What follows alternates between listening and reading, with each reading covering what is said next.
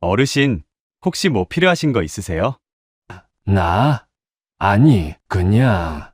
안으로 들어오시겠어요? 따뜻한 거라도 드시고 가세요. 아니야. 나 같은 사람이 들어가면 장사에 방해될 거 아냐? 그럼 잠시만 기다려보세요. 남성은 가게 안으로 들어가더니 따뜻한 우유와 갓 구운 크림빵을 종이봉투에 담아 나왔습니다. 드세요. 따뜻할 때 드시면 맛있어요. 그때 가게 뒤편에서 한 여자아이가 유치원 가방을 메고 뛰어왔습니다. 아빠, 나왔어. 우리 모모, 유치원 재미있었어? 응, 선생님이 모모 이쁘다고 칭찬해줬어. 그 모습을 보던 노숙이는 눈을 가늘게 뜨고 그들을 유심히 지켜봤습니다. 보육원 출신의 예비사위를 시험하러 노숙자로 위장한 회장님의 믿지 못할 이야기가 지금 시작됩니다. 그럼 사연 시작하겠습니다. 제약그룹의 수장으로서 평생을 얼음처럼 차갑고 칼날처럼 예리하게 살아온 서문도 회장의 저택에도 어김없이 설날 아침이 찾아왔습니다. 평창동 산자락에 자리 잡은 거대한 저택은 이른 새벽부터 내려앉은 하얀 서리로 덮여 있었고 마당의 소나무들은 매서운 겨울바람을 견디며 꼿꼿하게 서 있었죠. 집안 곳곳에서는 은은한 한약재 냄새와 함께 명절 음식을 준비하는 고소한 기름 냄새가 섞여 흘러나왔습니다. 하지만 화려한 샹들리에가 빛나는 넓은 식당 안의 공기는 밖의 날씨보다 더 차갑게 얼어붙어 있었습니다. 서 회장은 빳빳하게 풀을 먹인 개량 한복을 입고 식탁의 상석에 앉아 있었습니다. 그의 앞에는 정갈하게 끓여낸 떡국 한 그릇이 놓여 있었지만 김이 모락모락 올라오는 그릇에는 좀처럼 손을 대지 않았어요. 짙게 내려앉은 그의 눈썹은 미세하게 떨리고 있었고 찻잔을 쥔마디 굵은 손가락에는 힘이 잔뜩 들어가 있었습니다. 그의 맞은편에는 외동딸 수아가 고개를 숙인 채 숟가락으로 떡국 국물만 의미 없이 휘젓고 있었죠. 수아의 긴 속눈썹은 파르르 떨리고 있었고 하얗게 질린 그녀의 얼굴은 식탁 위에 흐르는 긴장감을 그대로 보여주고 있었습니다. 정적을 깨뜨린 것은 곁에 앉아있던 서 회장의 여동생 고모였습니다. 고모는 화려한 보석이 박힌 반지를 만지작거리며 짐짓 밝은 목소리로 입을 떼었죠. 수아야, 이제 너도 30이 다 되어가는데 언제까지 아빠 속을 썩일 거니? 이번에 저기 대기업 집안 아들이 선자리에 나온다는데 얼굴이라도 한번 보는 게 어떻겠어? 고모의 말이 끝나기 무섭게 주변에 모여있던 친척들이 한마디씩 거들기 시작했습니다. 누군가는 집안 배경을 따졌고 누군가는 수아의 나이를 걱정하며 부추겼어요. 그 소란스러운 소리들이 식당 안을 가득 채울수록 수아의 손은 점점 더 거칠게 떨려왔습니다. 결국 수아가 숟가락을 탁 소리나게 내려놓았습니다. 그 소리에 들끓던 식당 안은 순간 찬물을 끼얹은 듯 조용해졌죠. 수아는 천천히 고개를 들어 아버지 서 회장의 매서운 눈빛을 정면으로 바라보았습니다. 그녀의 눈가가 뜨겁게 달아올랐고 붉게 충혈된 눈동자에는 눈물이 맺혀 있었어요. 저 결혼할 사람 있어요. 수아의 목소리는 작았지만 그 안에 담긴 결심은 단단했습니다. 서 회장의 눈썹이 크게 일렁였고 그는 들고 있던 찻잔을 식탁 위에 쾅 하고 내려놓았습니다. 찻잔 속에 찬물이 튀어 하얀 식탁볼을 갈색으로 물들였지만 그는 전혀 개의치 않는 듯 보였어요. 누구냐, 대체 어떤 놈이길래 이 애비한테 한마디 상의도 없이 그런 소리를 하는 게야? 서 회장의 목소리는 낮게 깔려 식당 바닥을 훑고 지나갔습니다. 수아는 침을 꿀꺽 삼키며 젖은 목소리로 대답을 이어갔죠. 작지만 자기 힘으로 정직하게 빵집을 운영하는 사람이에요. 그런데 아빠, 그 사람은 제가 아빠 딸이라는 거 몰라요.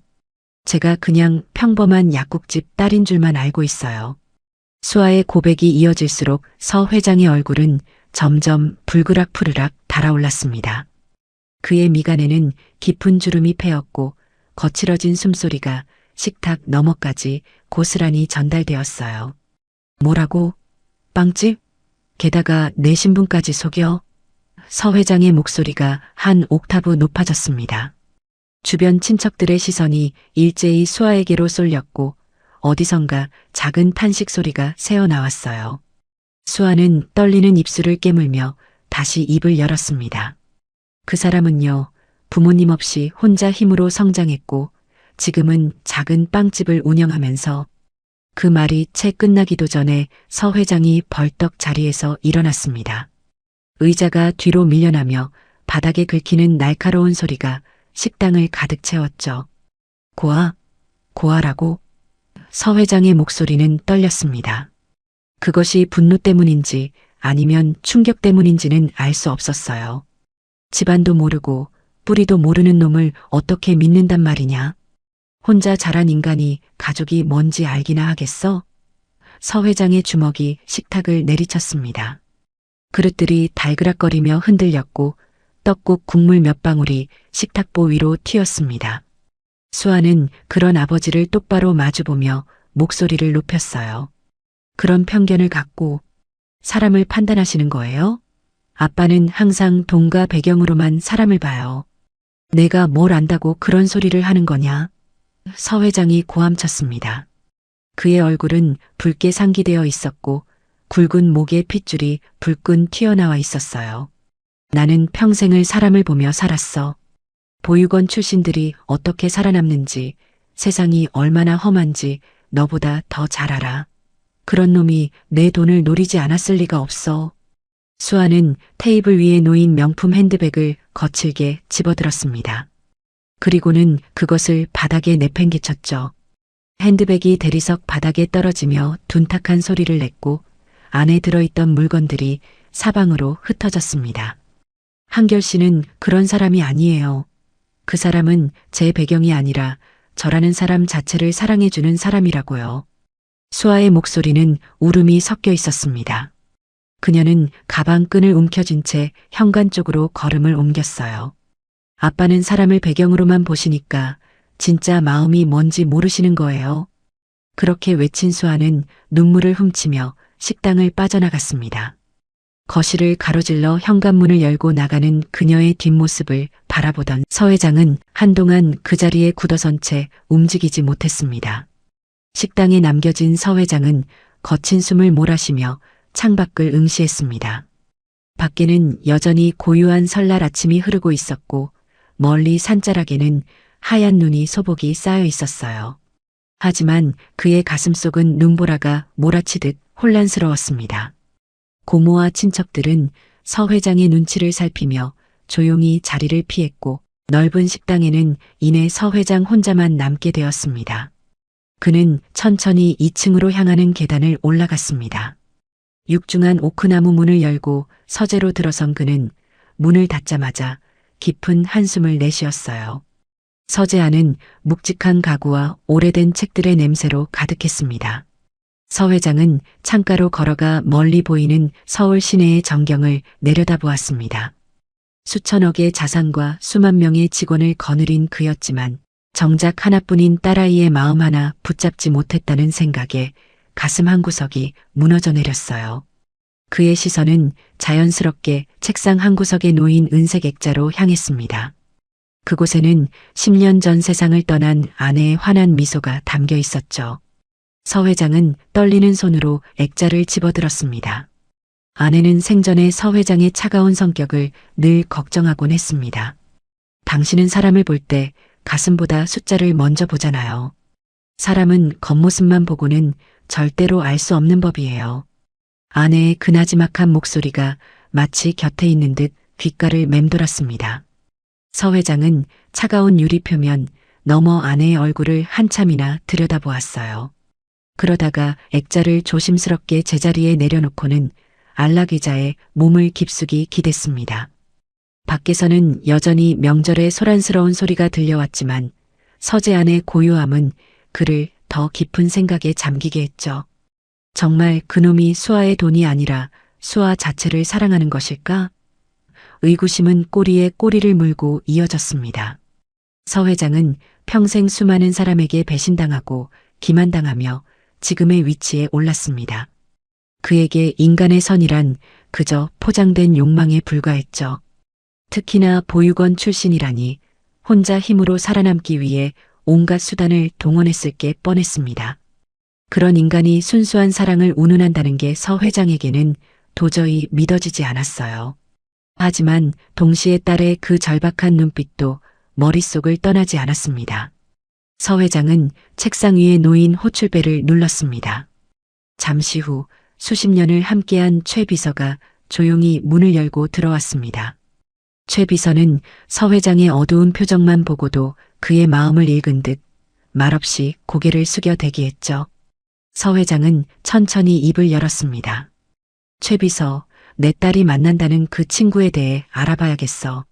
이름은 한결, 빵집을 운영한다고 하더군. 최 비서가 수첩을 꺼내 메모하는 동안 서 회장은 창밖을 응시하며 말을 이었어요. 하지만 단순히 서류상으로 조사하는 것만으로는 부족해. 사람의 진짜 밑바닥은 직접 겪어보지 않으면 알 수 없는 법이지. 서 회장의 눈동자에는 묘한 빛이 감돌았습니다. 시험해봐야겠어. 그 친구가 정말 선한 사람인지 아니면 내 딸의 배경을 노리는 위선자인지 말이야.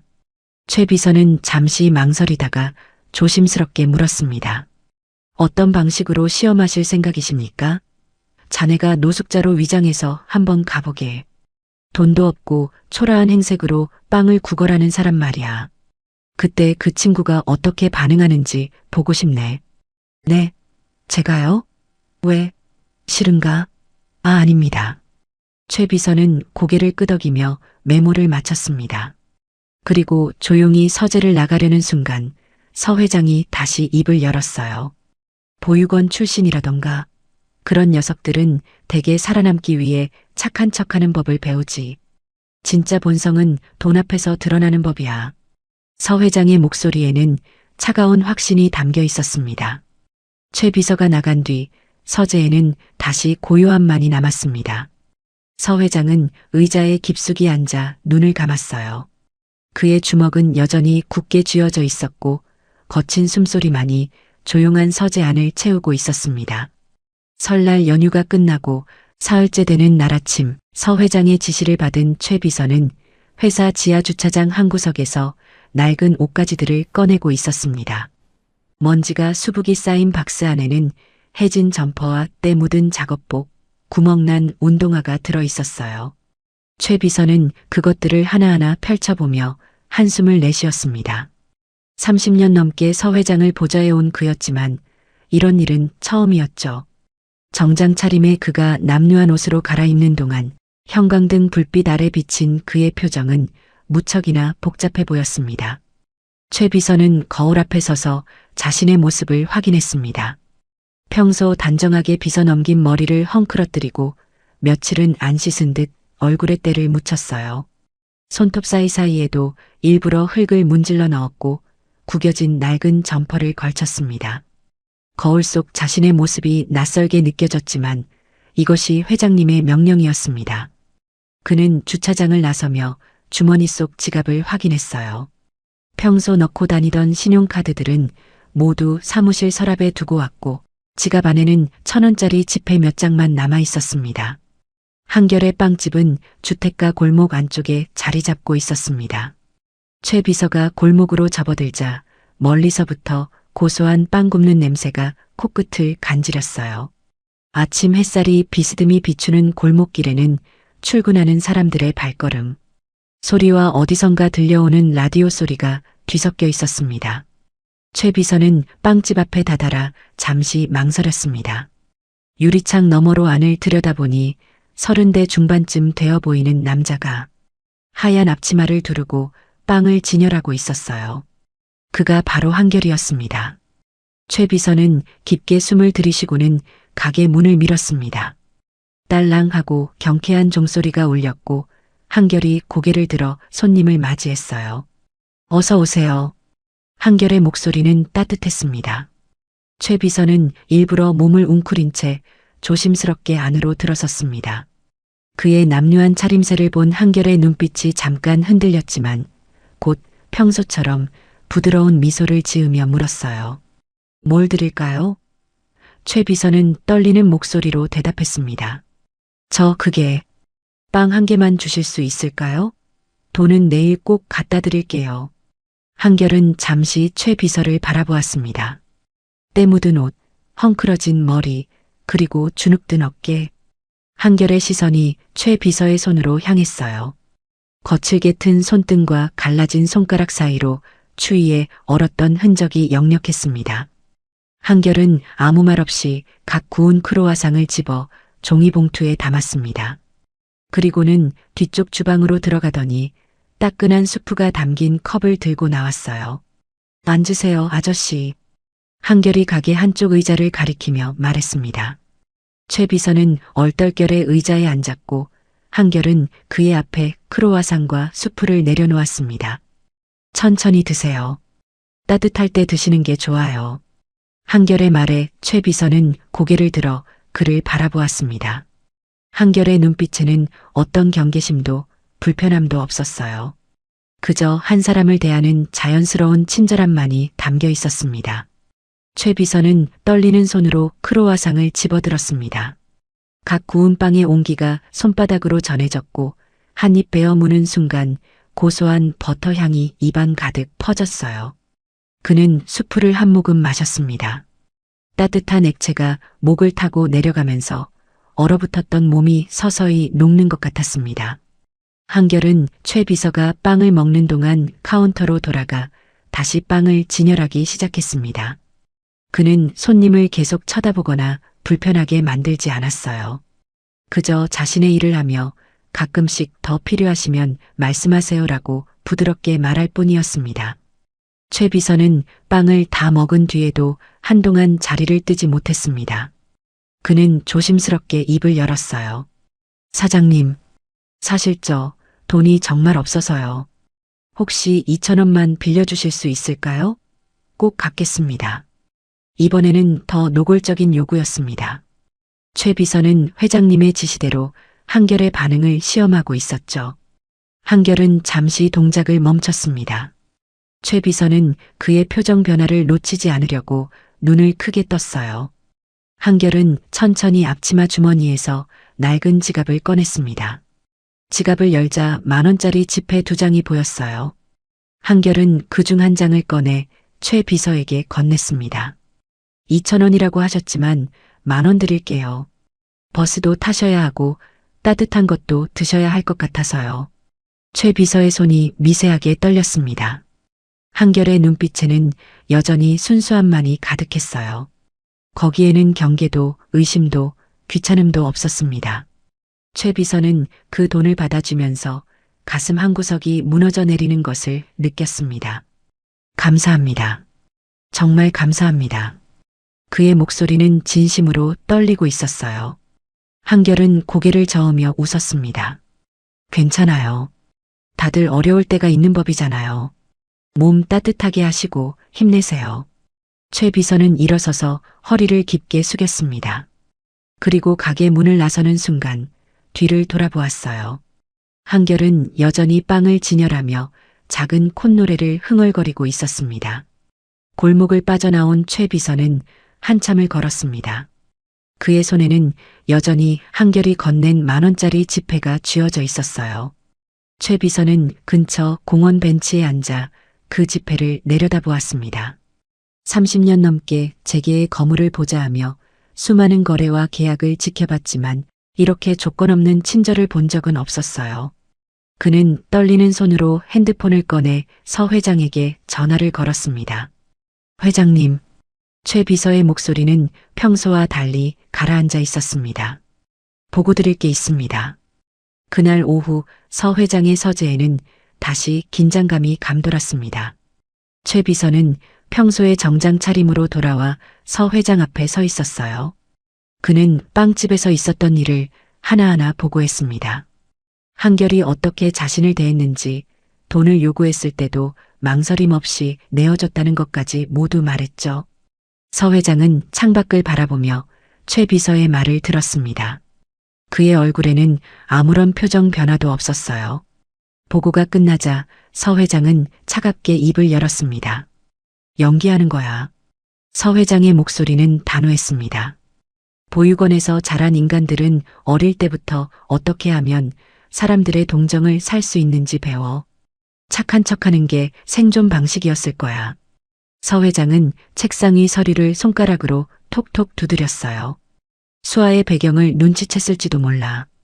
약국집 딸이라고 했지만 요즘 세상에 정보를 못 찾을 리가 있나? 최 비서는 입술을 깨물었습니다. 그는 한결의 그 맑은 눈빛을 떠올렸지만 감히 회장님께 반론을 제기할 수는 없었어요. 더 큰 시험이 필요해. 서 회장이 의자를 돌려 최 비서를 마주 보았습니다. 그의 눈빛은 날카로웠어요. 이번엔 돈으로 직접 때려보자고. 빵 10년개를 주문하게. 단체 주문인 것처럼 꾸며서 말이야. 최 비서의 눈이 커졌습니다. 회장님, 그건. 최 비서가 말을 잇지 못하자 서 회장이 차갑게 말을 이었어요. 주문하고 나타나지 마. 그 친구가 경제적 손실을 입었을 때 어떻게 반응하는지 보고 싶네. 진짜 본성은 돈 앞에서 드러나는 법이야. 최 비서는 고개를 숙였습니다.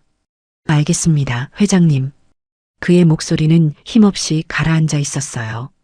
서재를 나서는 최 비서의 발걸음은 무거웠고 복도를 걷는 그의 뒷모습은 어딘가 처량해 보였습니다.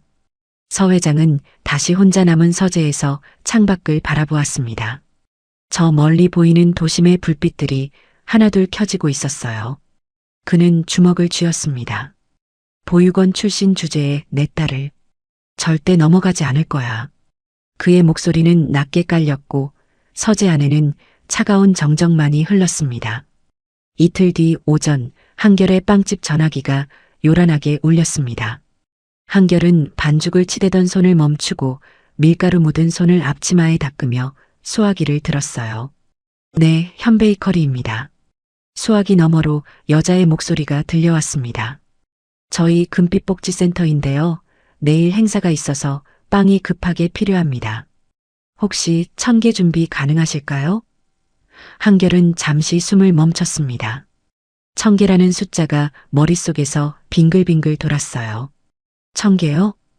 한결이 다시 물었습니다. 전화 너머 여자는 다급한 목소리로 말을 이었어요. 네, 원래 다른 곳에 맡겼는데 갑자기 취소가 돼서요. 내일 오전 8시까지 준비해 주실 수 있으세요? 금액은 개당 3,000원씩 해서 300만 원 현장에서 바로 지불해 드리겠습니다. 한결은 작은 빵집 안을 둘러보았습니다. 카운터 위에는 오늘 아침에 구운 빵들이 놓여 있었고 오븐은 2대밖에 없었어요. 1000개를 하룻밤 만에 만든다는 건 거의 밤을 새워야 가능한 일이었습니다. 한결은 잠시 망설였습니다. 그의 시선이 카운터 한쪽에 놓인 낡은 통장으로 향했어요. 통장에는 석 달째 모아온 돈이 들어 있었지만 목표 금액에는 한참 모자랐습니다.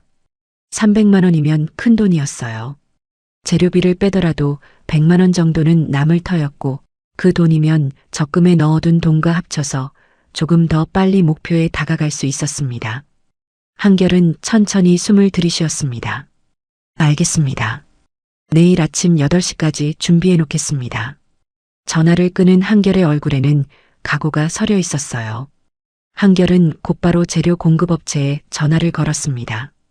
밀가루 50kg, 버터 20kg, 설탕과 이스트, 그리고 각종 재료들을 주문했어요.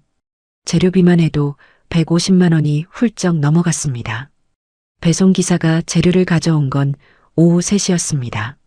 한결은 작은 주방 공간에 빼곡하게 쌓인 재료 포대를 보며 팔을 걷어붙였어요. 자, 시작해볼까? 한결의 목소리는 조용했지만 그 안에는 단단한 결심이 담겨 있었습니다.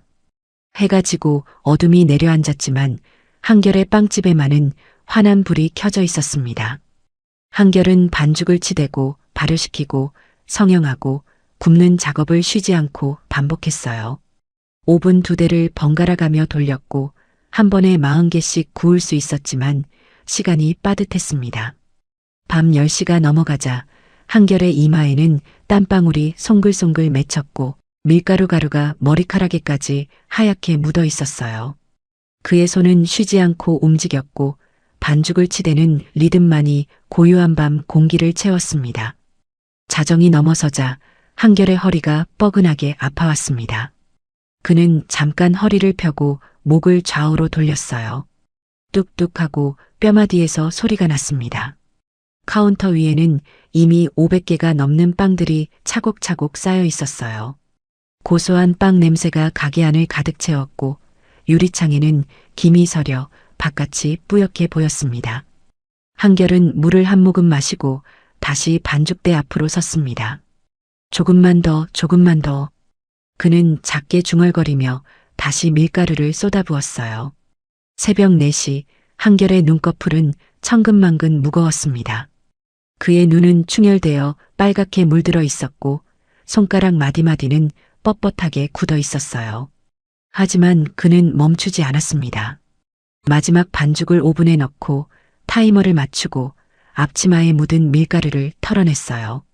카운터를 가득 채운 빵들을 세어보니 정확히 1000개였습니다.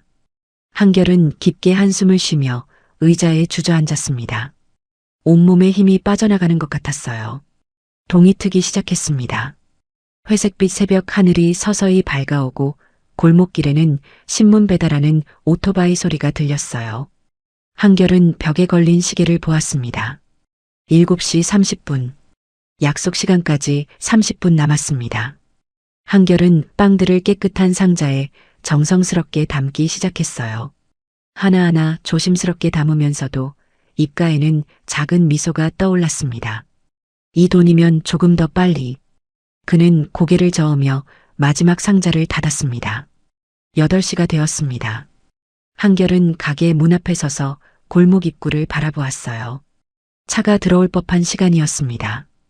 8시 10분이 되었고 8시 30분이 지났습니다. 한결은 핸드폰을 꺼내 어제 받았던 번호로 전화를 걸었어요. 고객님의 전화기가 꺼져 있거나 자동 응답 멘트가 흘러나왔습니다. 한결은 다시 전화를 걸었습니다. 같은 멘트가 반복되었어요. 그의 손이 미세하게 떨리기 시작했습니다. 9시가 넘어가자 한결은 의자에 앉아 고개를 숙였습니다. 가게 안가득 쌓인 1000개의 빵들이 그를 둘러싸고 있었어요. 각 구웠을 때의 김이 사라지고 빵들은 서서히 식어가고 있었습니다. 한결은 손으로 얼굴을 감쌌습니다. 재료비 150만 원이 머릿속을 스쳤고 밤새 들인 노동이 허공에 흩어지는 것 같았어요. 그의 어깨가 작게 떨렸지만 소리내어 한숨 쉬는 것조차 조심스러웠습니다. 한결은 천천히 고개를 들었습니다. 카운터 위에 놓인 낡은 사진 액자가 눈에 들어왔어요. 사진 속에는 환하게 웃고 있는 여자와 어린아이가 함께 찍혀 있었습니다. 한결은 그 사진을 가만히 들여다보았습니다. 누나. 그의 입술이 작게 움직였어요. 한결은 액자를 조심스럽게 내려놓고 자리에서 일어났습니다. 그는 빵이 담긴 상자들을 하나씩 들어올리기 시작했습니다. 한결은 리어카를 끌고 골목을 나섰습니다. 리어카 위에는 빵 상자들이 빼곡하게 실려 있었어요. 아침 햇살이 그의 등을 비추었고 리어카 바퀴가 골목길을 굴러가며 덜컹덜컹 소리를 냈습니다. 한결의 첫 번째 목적지는 동네 복지관이었습니다. 관장님, 빵 좀 가져왔어요. 한결이 복지관 문을 열고 들어서자 관장님이 놀란 표정으로 달려왔어요. 이렇게 많이요? 어쩐 일이에요? 그냥 많이 남아서요. 어르신들이랑 나눠 드세요.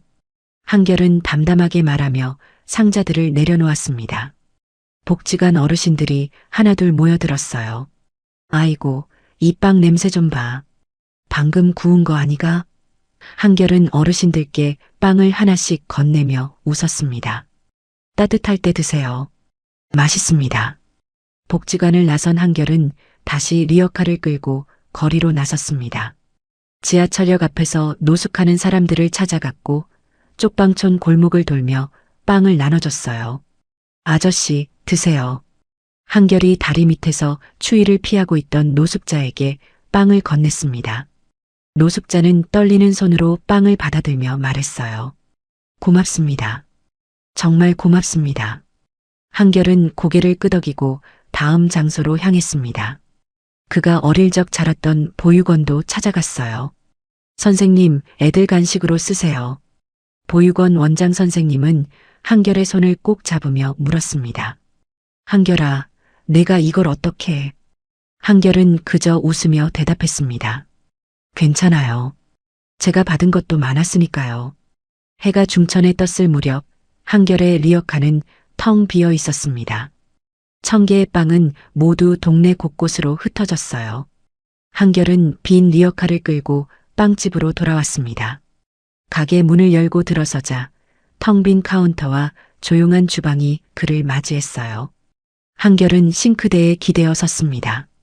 밤새 잠을 못 잔 피로가 한꺼번에 몰려왔지만 그의 얼굴에는 이상하게도 평온함이 감돌았습니다.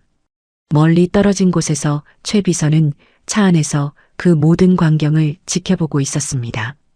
한결이 복지관으로 가고 거리로 나가고 보육원을 찾아가는 모습을 하나하나 눈에 담았어요. 최 비서의 눈가가 붉어졌고 그는 떨리는 손으로 핸드폰을 집어들었습니다. 회장님, 최 비서의 목소리는 갈라져 있었어요. 보고 드려야 할 일이 있습니다. 전화 너머 서 회장의 차가운 목소리가 들려왔습니다. 말해보게. 최 비서는 한참을 침묵했습니다. 그리고 천천히 입을 열었어요. 한결 씨는 300만 원 손해를 보았습니다. 재료비만 150만 원이 넘었고 밤을 꼬박 새워 1000개를 만들었습니다. 최 비서는 말을 이으며 눈물을 닦았습니다. 하지만 회장님, 그는 화를 내지 않았습니다. 단 한마디 불평도 없이 모든 빵을 동네 사람들에게 나눠줬습니다. 전화기 너머로 서 회장의 거친 숨소리가 들려왔어요. 그게 정말인가? 최 비서는 고개를 끄덕이며 대답했습니다. 네, 회장님. 제 눈으로 직접 봤습니다. 서 회장은 전화를 끊고 한참을 창밖만 바라보았습니다. 최 비서의 보고가 머릿속을 맴돌았지만 그는 여전히 고개를 저었어요. 착한 척하는 거야.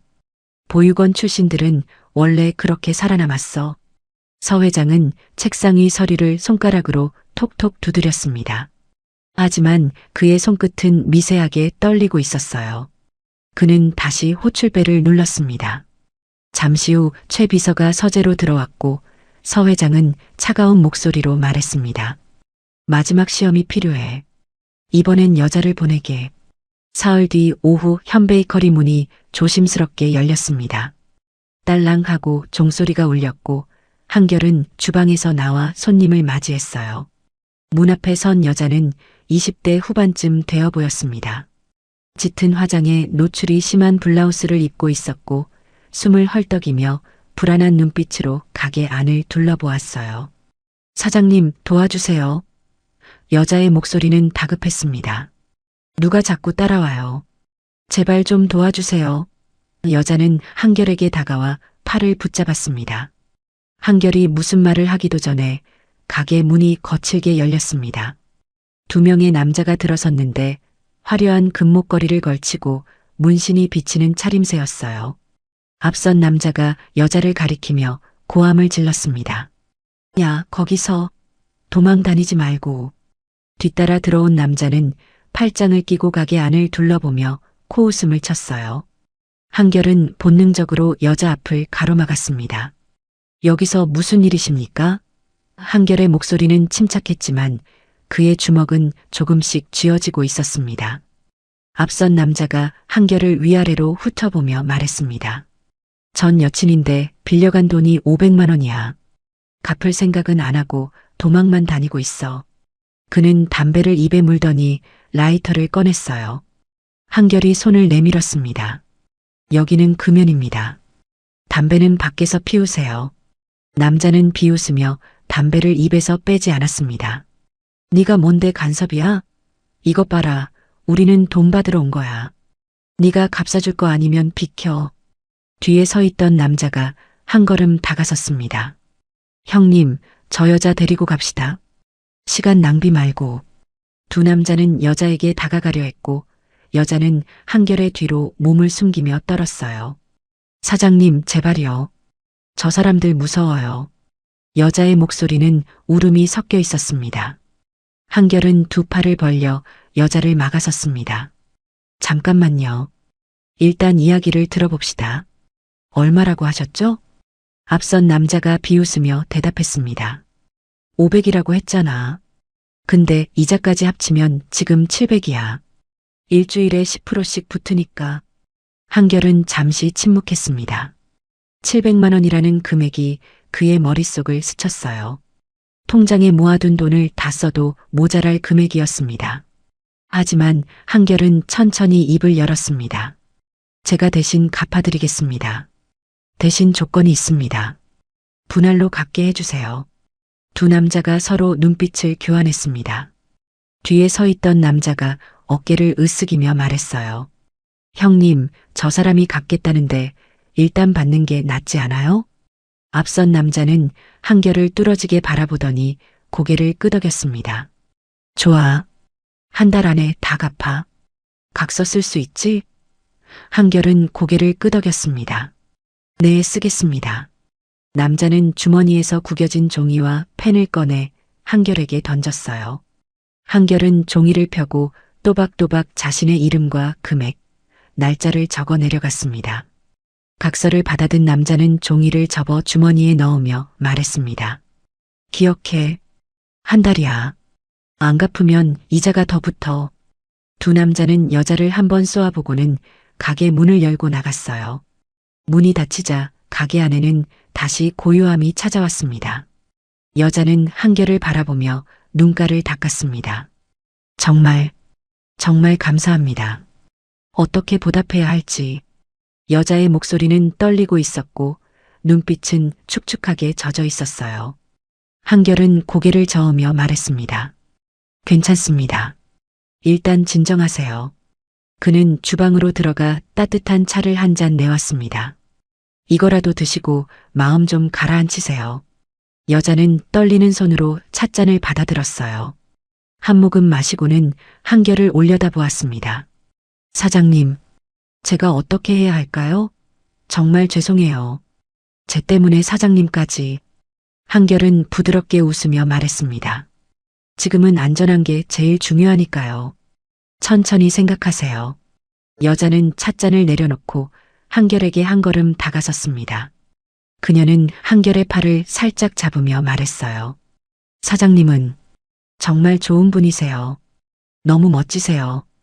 그녀의 손가락이 한결의 팔을 따라 천천히 움직였습니다. 한결은 자연스럽게 한 걸음 뒤로 물러섰어요. 여자는 다시 가까이 다가오며 속삭였습니다. 제가 뭐라도 해드리고 싶어요. 식사라도 대접하고 싶은데 어떠세요? 제 집이 여기서 가까워요. 한결은 정중하게 고개를 저으며 거리를 두었습니다. 괜찮습니다. 지금은 좀 쉬시는 게 좋을 것 같아요.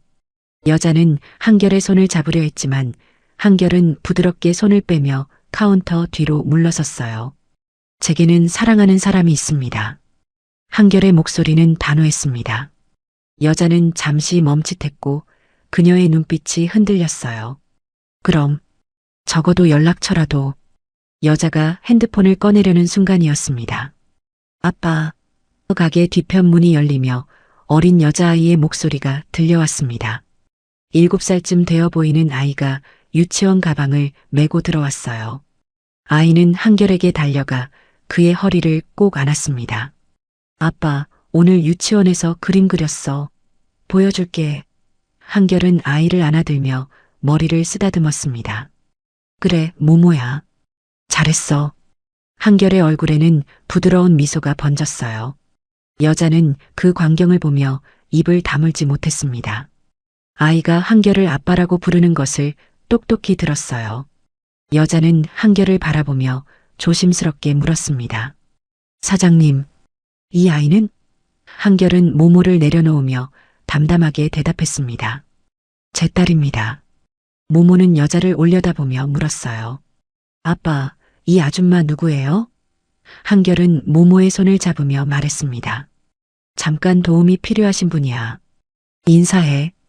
여자는 모모를 보며 억지로 웃음을 지었습니다. 안녕. 예쁘게 생겼네. 그녀의 목소리는 떨리고 있었어요. 여자는 가방을 집어들며 서둘러 말했습니다. 저 그럼 이만 갈게요. 정말 감사했어요. 꼭 보답하겠습니다. 여자는 고개를 숙이고는 황급히 가게 문을 열고 나갔습니다. 문이 닫히는 소리와 함께 그녀의 발걸음 소리가 멀어져 갔어요. 한결은 모모의 손을 잡고 주방으로 향했습니다. 모모야, 배고프지? 아빠가 빵 구워줄게. 모모는 고개를 끄덕이며 의자에 앉았어요. 한결은 앞치마를 두르며 오븐을 켰습니다. 모모는 작은 목소리로 물었습니다. 아빠, 아까 그 아줌마 무서웠어? 한결은 모모의 머리를 쓰다듬으며 말했습니다. 괜찮아. 이제 다 끝났어. 걱정하지 마. 멀지 않은 곳에 세워진 검은색 세단 안에서 여자는 떨리는 손으로 핸드폰을 들었습니다. 조수석에는 최 비서가 앉아 있었고 그의 얼굴에는 복잡한 표정이 서려 있었어요. 여자가 작은 목소리로 말했습니다. 비서님, 저 정말 이러는 게 맞는 건가요? 최 비서는 대답하지 않고 서 회장에게 전화를 걸었습니다. 회장님, 보고 드립니다. 최 비서의 목소리는 가라앉아 있었습니다.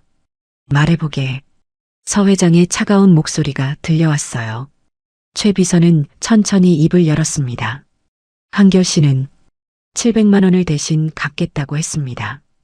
각서까지 썼습니다. 전화 너머로 서 회장의 거친 숨소리가 들려왔습니다. 최 비서는 말을 이었어요. 그리고 회장님, 아이가 있습니다. 7살쯤 되어 보이는 여자아이가 한결 씨를 아빠라고 불렀습니다. 전화기 너머로 무언가 떨어지는 소리가 들렸습니다. 뭐라고? 아이가? 서 회장의 목소리는 떨리고 있었어요. 최 비서는 눈을 감으며 대답했습니다. 네, 회장님. 한결 씨는 그 아이를 내 딸이라고 분명히 말했습니다. 전화는 끊어졌고 차 안에는 무거운 침묵만이 흘렀습니다. 최 비서는 핸드폰을 내려놓고 창밖을 바라보았어요. 저 멀리 현베이커리의 간판이 보였고 가게 안에서는 한결이 모모와 함께 웃고 있는 모습이 유리창 너머로 비쳤습니다. 최 비서는 긴 한숨을 내쉬었습니다. 서 회장은 전화를 끊고 난 뒤 한참을 서재 안을 서성였습니다. 그의 발걸음은 불규칙했고 주먹은 굳게 쥐어져 있었어요. 미혼부, 보육원 출신 주제에 애까지 있어? 서 회장의 목소리는 떨렸습니다. 그는 창밖을 바라보며 이를 악물었어요. 하지만 동시에 최 비서가 전한 또 다른 사실들이 머릿속을 맴돌았습니다. 노숙자에게 빵을 주고 1000개의 빵을 나눠주고 700만 원을 대신 갚겠다고 나선 그 남자. 서 회장은 고개를 저었습니다. 직접 확인해야겠어. 내 눈으로 봐야 직성이 풀려. 이틀 뒤 서 회장은 평소 입던 고급 양복 대신 낡은 작업복을 꺼내 들었습니다. 옷장 구석에 처박혀 있던 옷은 먼지가 수북했고 여기저기 해진 자국이 역력했어요. 서 회장은 거울 앞에 서서 천천히 옷을 갈아입었습니다. 머리는 일부러 헝클어뜨렸고 며칠 안 씻은 듯 얼굴에 때를 문질러 발랐어요. 거울 속에 비친 자신의 모습은 낯설었지만 서 회장의 눈빛만은 여전히 날카롭게 빛나고 있었습니다. 최 비서가 조심스럽게 말을 걸었어요. 회장님, 정말 직접 가시려는 겁니까? 서 회장은 대답 대신 고개만 끄덕였습니다. 오후 4시 서 회장은 현베이커리가 있는 골목 입구에 섰습니다. 멀리서 작은 간판이 보였고 고소한 빵 냄새가 바람을 타고 흘러왔어요. 서 회장은 몸을 웅크리며 천천히 걸었습니다. 평소 당당하던 걸음걸이와는 달리 그는 힘없는 노인처럼 어깨를 축 늘어뜨렸어요. 가게 문 앞에 다다른 서 회장은 유리창 너머로 안을 들여다보았습니다. 한결이 카운터에서 빵을 정리하는 모습이 보였어요. 서 회장은 깊게 숨을 들이쉬었지만 선뜻 문을 밀지 못하고 가게 앞을 서성했습니다. 한결은 작업하던 손을 멈추고 유리창 너머를 바라보았습니다. 남루한 옷차림의 노인이 가게 앞에서 망설이며 서성이는 모습이 눈에 들어왔어요. 한결은 앞치마를 벗고 가게 문을 열었습니다. 딸랑하고 종소리가 울렸고 서 회장은 깜짝 놀라 뒤로 물러섰어요. 어르신, 혹시 뭐 필요하신 거 있으세요? 한결의 목소리는 따뜻했습니다. 서 회장은 고개를 돌리며 중얼거렸어요. 아니, 그냥. 한결은 서 회장의 해진 옷과 헝클어진 머리를 보며 조심스럽게 물었습니다. 안으로 들어오시겠어요? 따뜻한 거라도 드시고 가세요. 서 회장은 고개를 저으며 손을 내저었어요. 아니야, 안 돼. 나 같은 사람이 들어가면 장사에 방해될 거 아냐. 서 회장의 목소리는 일부러 거칠게 만들어졌지만 그 안에는 미묘한 떨림이 섞여 있었습니다. 한결은 잠시 서 회장을 바라보다가 미소를 지으며 말했어요. 그럼 잠시만 기다리세요. 금방 올게요. 한결은 가게 안으로 들어가더니 따뜻한 우유와 갓 구운 크림빵을 종이봉투에 담아 나왔습니다. 그는 서 회장 앞에 조심스럽게 건네며 말했어요. 드세요. 따뜻할 때가 맛있습니다. 서 회장은 봉투를 받아들며 한결을 올려다보았습니다. 돈은 없는데. 서 회장의 목소리는 작아졌어요. 한결은 고개를 저으며 말했습니다. 괜찮습니다. 천천히 드세요. 서 회장은 봉투를 꼭 쥐고 있었고 그의 손끝이 미세하게 떨렸습니다. 그때 가게 뒤편에서 아빠 하는 목소리가 들려왔습니다. 모모가 유치원 가방을 메고 골목으로 뛰어들어왔어요. 모모는 한결에게 달려가 그의 다리를 껴안았습니다. 아빠 나왔어. 한결은 모모를 안아 올리며 머리를 쓰다듬었어요. 우리 모모, 유치원 재미있었어? 모모는 고개를 끄덕이며 환하게 웃었습니다. 서 회장은 그 광경을 보며 눈을 가늘게 떴어요. 모모가 한결을 아빠라고 부르는 것을 똑똑히 들었습니다. 최 비서의 보고가 사실이었어요. 모모는 한결의 품에서 내려와 주변을 둘러보다가 서 회장을 발견했습니다.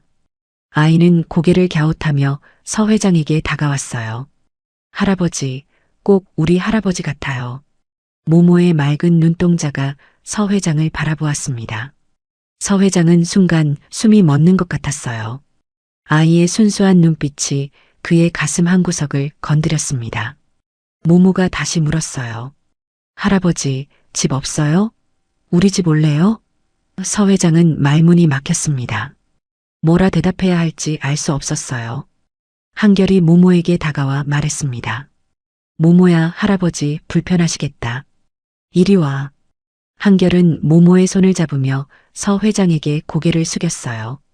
죄송합니다. 아이가 버릇이 없어서. 서 회장은 한결을 올려다보았습니다. 한결의 눈빛에는 진심 어린 미안함이 담겨 있었고 모모를 바라보는 그의 시선에는 깊은 애정이 서려 있었어요. 서 회장은 거칠게 뒤를 돌아서며 말했습니다. 됐어. 가봐야겠어. 그는 봉투를 꼭 쥔 채 황급히 골목을 빠져나갔습니다. 골목을 빠져나온 서 회장은 한참을 걸었습니다. 그의 발걸음은 빨랐지만 방향은 일정하지 않았어요. 서 회장은 근처 공원 벤치에 주저앉았습니다. 그의 손은 떨리고 있었고 거친 숨소리가 차가운 공기 속으로 하얗게 퍼져나갔어요. 미혼부 맞구만. 보육원 출신의 애까지. 서 회장의 목소리는 갈라져 있었습니다. 하지만 동시에 모모의 맑은 눈동자가 머릿속을 떠나지 않았어요. 우리 할아버지 같아요. 아이의 그 한마디가 가슴을 후벼 팠습니다. 서 회장은 떨리는 손으로 핸드폰을 꺼냈습니다. 그는 수아의 번호를 눌렀고 신호음이 길게 울렸어요. 수아가 전화를 받았습니다. 네, 아버지. 수아의 목소리는 냉랭했습니다. 서 회장은 거친 숨을 내쉬며 말했어요. 수아야, 그 남자와 결혼하면 넌 내 딸 아니야. 서 회장의 목소리는 떨렸지만 그 안에는 단호함이 담겨 있었습니다. 전화 너머로 수아의 긴 침묵이 흘렀어요. 그리고 수아가 조용히 대답했습니다. 그럼 전 아버지 딸 아닙니다. 뭐라고? 서 회장의 목소리가 높아졌습니다. 하지만 수아는 더 이상 말하지 않았어요. 삑 하고 전화가 끊어졌습니다. 서 회장은 핸드폰을 꽉 쥐었습니다. 그의 손에서 핸드폰이 삐걱거리는 소리가 났어요. 서 회장은 고개를 떨구었습니다. 차가운 겨울바람이 그의 헝클어진 머리카락을 흩날렸고 공원 벤치 위로 낙엽이 바스락거리며 굴러갔어요. 서 회장의 어깨가 작게 떨렸습니다. 한참을 벤치에 앉아있던 서 회장은 천천히 일어섰습니다. 그는 비틀거리며 주차장으로 향했고 멀리서 대기하고 있던 최 비서의 차가 보였어요. 차 문을 열고 들어선 서 회장은 낡은 옷을 벗으며 말했습니다. 집으로 가게. 최 비서는 백미러로 서 회장의 얼굴을 살폈습니다.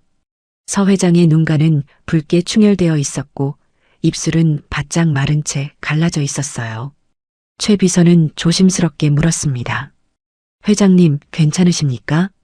서 회장은 대답하지 않았습니다. 그는 창밖을 바라보며 눈을 감았어요. 차가 출발하고 도심의 불빛들이 창문을 스쳐 지나갔습니다. 서 회장의 머릿속에는 여전히 모모의 얼굴이 떠올랐어요. 우리 할아버지 같아요. 아이의 목소리가 귓가를 맴돌았습니다. 서 회장은 주먹을 쥐었습니다. 내가 뭘 하고 있는 건가?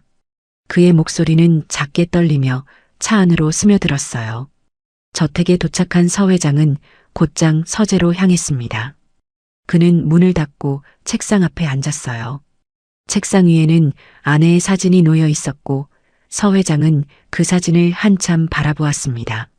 여보, 내가 틀린 건가? 서 회장의 목소리는 갈라져 있었어요. 아내의 사진 속 미소는 여전히 환했지만 서 회장의 눈에는 그것이 자신을 꾸짖는 것처럼 느껴졌습니다. 서 회장은 얼굴을 두 손으로 감싸며 깊은 한숨을 내쉬었습니다. 밤이 깊어갔습니다. 서재의 불빛은 여전히 켜져 있었고 서 회장은 의자에 앉은 채 움직이지 않았어요. 그의 시선은 창밖 어둠 속을 향하고 있었습니다. 멀리 도심의 불빛들이 반짝이고 있었지만 서 회장의 마음속은 그 어떤 빛도 닿지 않는 어둠으로 가득 차 있었어요. 그는 주먹을 쥐었다 폈다를 반복했습니다. 손바닥에는 땀이 배어 있었고 거친 숨소리만이 고요한 서재를 채우고 있었습니다. 사흘이 지난 오후 서 회장은 서재에서 최 비서를 불렀습니다. 그의 얼굴에는 며칠간 잠을 설친 흔적이 역력했고 눈 밑에는 깊은 그림자가 드리워져 있었어요. 서 회장은 책상 서랍을 열어 수표 한 장을 꺼내 들었습니다. 만년필을 들고 금액을 적어내려가는 그의 손끝은 미세하게 떨리고 있었어요. 10억? 서 회장은 수표를 최 비서에게 건네며 말했습니다. 이걸 들고 가서 그 친구에게 전하게. 수아와 헤어지라고. 최 비서는 수표를 받아들며 입술을 깨물었습니다. 회장님, 정말 이러셔야 하는 겁니까? 최 비서의 목소리는 떨렸어요. 서 회장은 창밖을 바라보며 차갑게 대답했습니다. 돈으로 안 되는 건 없어. 보육원 출신이 10억을 마다할 리 없지. 최 비서는 더 이상 말하지 못하고 고개를 숙였습니다. 알겠습니다. 그의 발걸음은 무거웠고 서재 문을 나서는 그의 뒷모습은 처량해 보였어요. 다음 날 오전 현베이커리 문이 열리며 최 비서가 들어섰습니다. 한결은 반죽을 치대던 손을 멈추고 그를 맞이했어요. 어서 오세요. 최 비서는 정장 차림으로 단정하게 서 있었고 그의 손에는 서류 봉투가 들려 있었습니다. 사장님, 조용히 얘기 좀 할 수 있을까요? 최 비서의 목소리는 침착했지만 그의 눈빛은 흔들리고 있었어요. 한결은 앞치마를 벗으며 가게 한쪽 테이블을 가리켰습니다. 두 사람이 마주 앉자 최 비서는 봉투에서 수표를 꺼내 테이블 위에 놓았습니다. 10억입니다. 최 비서의 말에 한결은 수표를 내려다보았어요. 한결의 눈빛이 잠깐 흔들렸지만 곧 차분하게 돌아왔습니다. 최 비서는 말을 이었어요. 수아 씨와 헤어져 주십시오. 이 돈으로 새로운 시작을 하시면 됩니다. 한결은 수표를 만지지 않은 채 조용히 물었습니다. 누가 보낸 겁니까? 최 비서는 잠시 침묵하다가 대답했어요. 서문도 회장입니다. 수아 씨의 아버지시죠. 한결의 얼굴에서 혈색이 싹 빠져나갔습니다. 서문도 회장? 한결의 목소리는 떨렸고 손에 들고 있던 행주가 바닥으로 떨어졌어요. 그럼 수아 씨는 약국집 딸이 아니라 한결은 의자 등받이를 움켜쥐었습니다. 그의 손마디가 하얗게 변할 정도로 힘이 들어갔어요. 최 비서는 고개를 끄덕였습니다. 네, 서문도 제약그룹의 외동딸입니다. 한결은 한 발짝 뒤로 물러서며 벽에 등을 기댔습니다. 그럼 처음부터 저를. 한결의 목소리는 점점 작아졌어요. 최 비서는 수표를 한결 쪽으로 밀며 말했습니다. 사장님도 아이를 키우고 계시지 않습니까? 이 돈이면 아이 교육도 시키고 더 나은 환경을 만들어줄 수 있습니다. 한결은 수표를 한참 바라보았습니다. 10억이라는 숫자가 눈에 들어왔고 그의 시선은 카운터 한쪽에 놓인 낡은 통장으로 향했어요. 모모의 수술비를 모으기 위해 3년 동안 모은 돈은 아직도 턱없이 부족했습니다. 한결의 손이 천천히 수표를 향해 움직였습니다. 최 비서는 그 모습을 보며 눈을 감았어요. 하지만 한결의 손은 수표를 집어드는 대신 그것을 다시 최 비서 쪽으로 밀어냈습니다. 죄송하지만 받을 수 없습니다. 한결의 목소리는 단호했어요. 최 비서는 눈을 뜨며 한결을 바라보았습니다. 사장님, 아이를 생각해서라도. 최 비서가 말을 잇지 못하자 한결이 천천히 입을 열었습니다. 이 빵집은 제 누나가 남긴 마지막 보금자리입니다. 한결의 목소리는 떨렸어요. 누나와 저는 어릴 때 보육원 문 앞에 버려졌습니다. 갓난아기였던 저를 6살 누나가 안고 있었다고 하더군요. 한결은 카운터 위 사진 액자를 바라보았습니다. 누나는 저를 키우기 위해 온갖 일을 다 했습니다. 그러다 모모를 낳았고 교통사고로. 한결의 목소리가 갈라졌어요. 죽기 전에 제게 부탁했습니다. 모모를 잘 키워달라고, 이 빵집을 지켜달라고. 한결은 가게 안을 둘러보았습니다. 낡은 오븐, 작은 카운터, 달아빠진 의자들. 모든 것이 초라했지만 한결의 눈빛은 따뜻했어요. 돈으로는 살 수 없는 것들이 있습니다.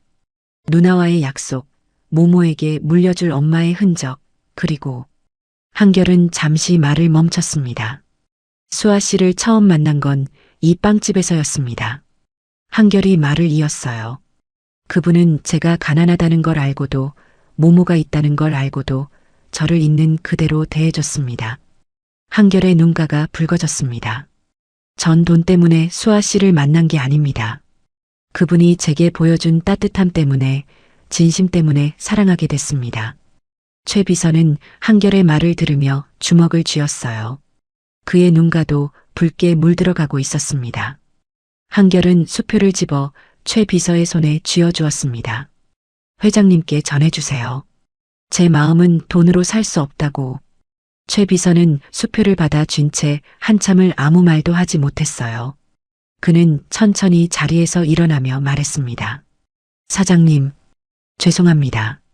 최 비서의 목소리는 갈라져 있었습니다. 한결은 고개를 저으며 말했어요. 괜찮습니다. 아버지의 마음도 이해합니다. 다만 제 진심만은 믿어주셨으면 좋겠습니다. 최 비서가 가게를 나서자 한결은 테이블에 앉아 고개를 떨구었습니다.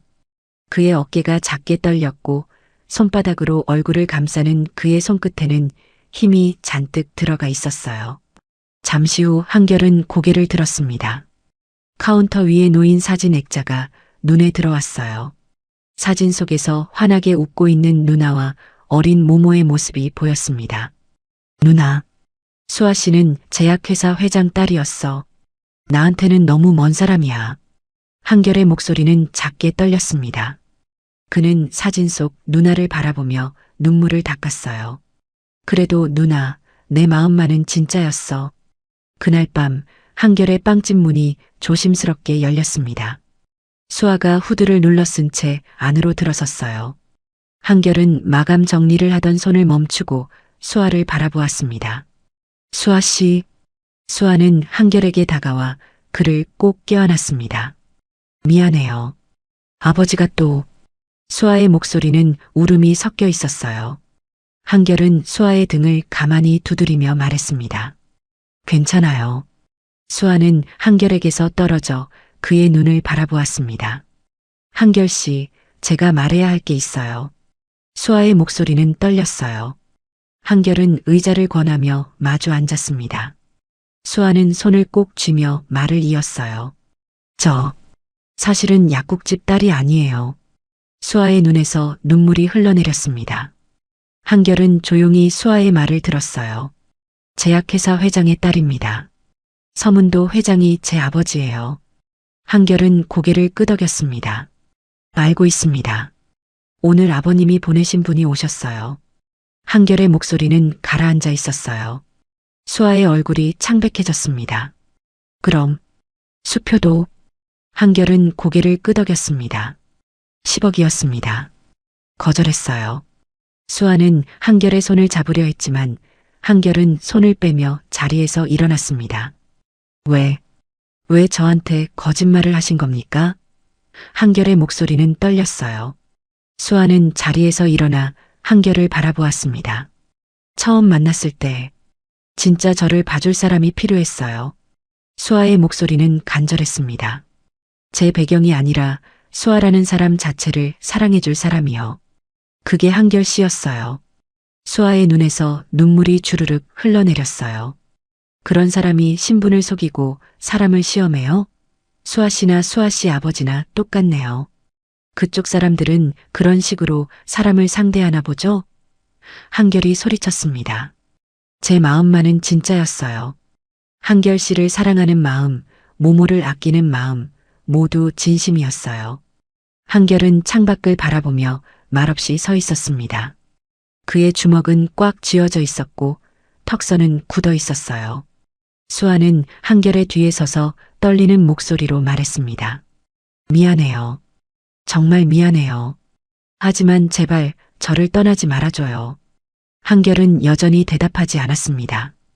가게 안에는 무거운 침묵만이 흘렀고 벽시계의 초침 소리만이 고요함을 채우고 있었어요.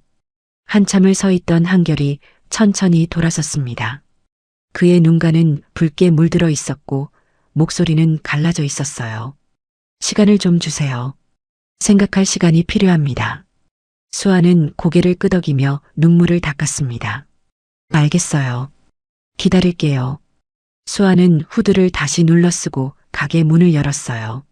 문이 닫히는 소리와 함께 한결은 그 자리에 주저앉았습니다. 그의 어깨가 크게 떨렸고 손으로 얼굴을 감싼 채 긴 한숨을 내쉬었어요. 가게 안은 다시 고요해졌고 오븐에서 나오는 희미한 열기만이 차가운 공기를 데우고 있었습니다. 서 회장은 최 비서로부터 한결이 10억을 거절했다는 보고를 받은 뒤 며칠 동안 서재에 틀어박혀 나오지 않았습니다. 그는 창밖만 바라보며 손에 든 위스키 잔을 기울였고 책상 위에는 먹지 않은 식사가 그대로 식어 있었어요. 최 비서는 조심스럽게 서재 문을 두드렸습니다. 회장님, 들어가겠습니다. 최 비서가 문을 열고 들어서자 서 회장은 돌아보지도 않은 채 말했습니다. 그 친구에 대해 모든 것을 알아내게. 출생부터 지금까지 빠짐없이 말이야. 최 비서는 고개를 숙였습니다. 알겠습니다. 그의 목소리는 무거웠어요. 며칠간 최 비서는 온갖 경로를 동원해 박한결의 과거를 추적했습니다. 보육원 기록, 병원 서류, 옛 지인들의 증언까지 하나하나 모아갔어요. 그가 찾아낸 자료들은 두툼한 파일로 쌓여갔고 파일을 넘길 때마다 최 비서의 표정은 점점 무거워졌습니다. 일주일 뒤 최 비서는 서 회장의 서재 문을 다시 두드렸습니다. 회장님, 보고 드릴 게 있습니다. 서 회장은 의자를 돌려 최 비서를 마주 보았습니다. 그의 눈 밑에는 깊은 다크서클이 패여 있었고 턱수염은 며칠째 깎지 않아 거칠게 자라나 있었어요. 최 비서는 파일을 책상 위에 올려놓으며 천천히 입을 열었습니다. 먼저 모모에 대한 진실부터 말씀드리겠습니다. 최 비서의 목소리는 떨렸어요. 모모는 박한결 씨의 친딸이 아닙니다. 서 회장의 눈빛이 크게 흔들렸습니다. 최 비서는 파일에서 낡은 신문 기사를 꺼내 서 회장 앞에 펼쳤습니다. 3년 전 교통사고 기사입니다. 사망자는 박소연, 당시 29세. 유가족으로 4살 딸 모모가 남았습니다. 서 회장은 기사를 들여다보았어요. 사고 현장 사진 옆으로 박소연이라는 여자의 얼굴이 작게 실려 있었습니다.